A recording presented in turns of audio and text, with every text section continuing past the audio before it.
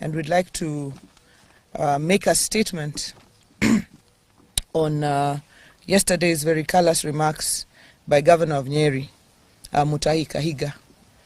We are still in very, very deep mourning of our leader, Right Honorable Raila Odinga, and we have been forced out of mourning to come and address this matter. So yesterday's remarks by Governor of Nyeri County, Dr. Mutahi Kahiga, at a funeral in Kieni constituency in his county, appearing to celebrate the death of our party leader, the late Right Honorable Raila Odinga, are not only nefarious, but unbelievable and utterly despicable from a man calling himself a leader. The late Raila Odinga put his life in the line to fight for the freedoms that Kenyans enjoy today, spending nights in detention and prison.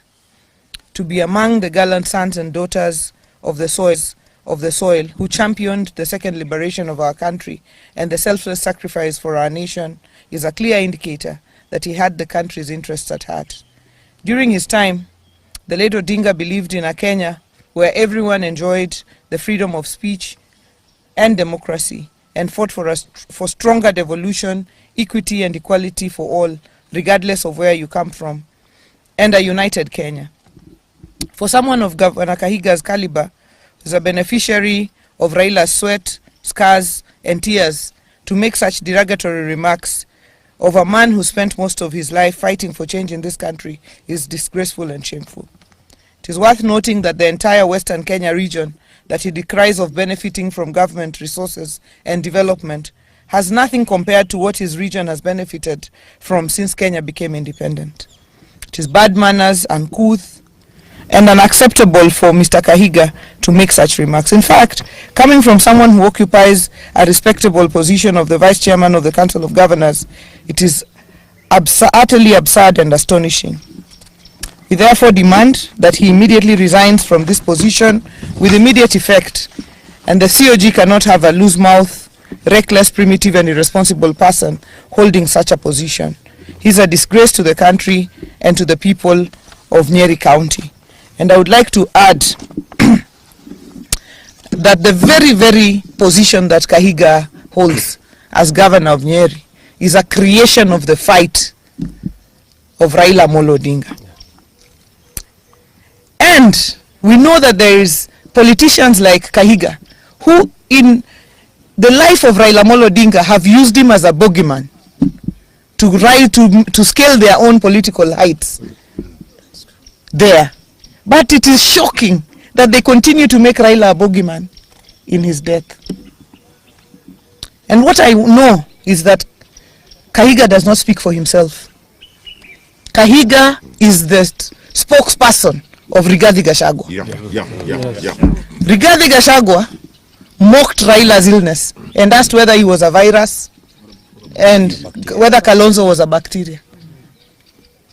To date, Rigathi Gachagua is yet to mourn Raila Odinga.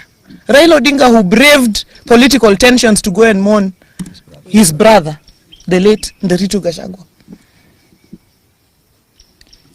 And therefore, we note now that anyone who associates with Gachagua and his ilk like Kahiga cannot be our friend. The line is drawn. Yes. Any person who associates with Gachagua, Kahiga, they cannot be our friends. Yes. Whether they are in our party or outside our party. Yes. Kahiga has drawn the line. Yes. To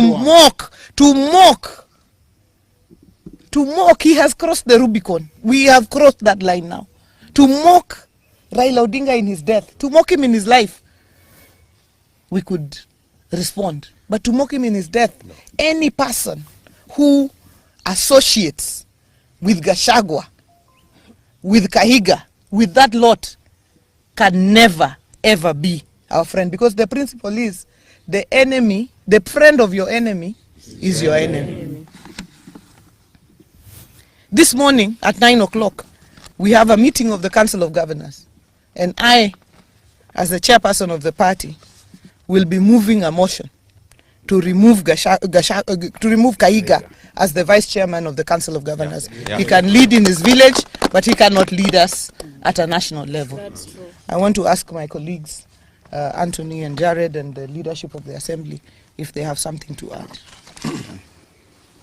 Look at what we have signed, and we must remain as ODM.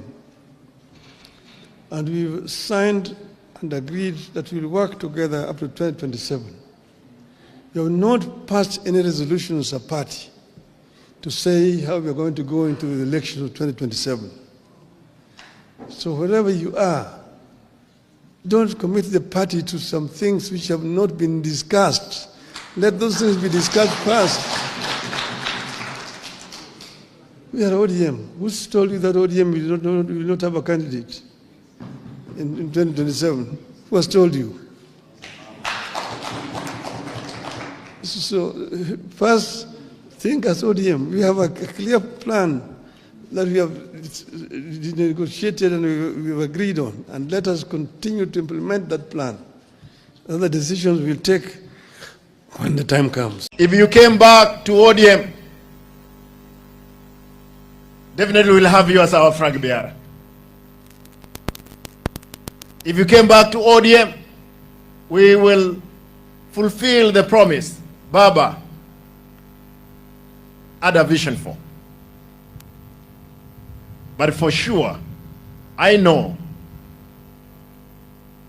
hard times are ahead of us. We will go through it. I know crocodiles are there. They have emerged. They'll try to swim above the waters. We will be there to handle them. As Simbarati, the governor of Kisii and the deputy party of ODM, I can assure you that in 2027, we will have our candidate, ODM candidate, as a presidential candidate. We will form the government either as a party, as a coalition.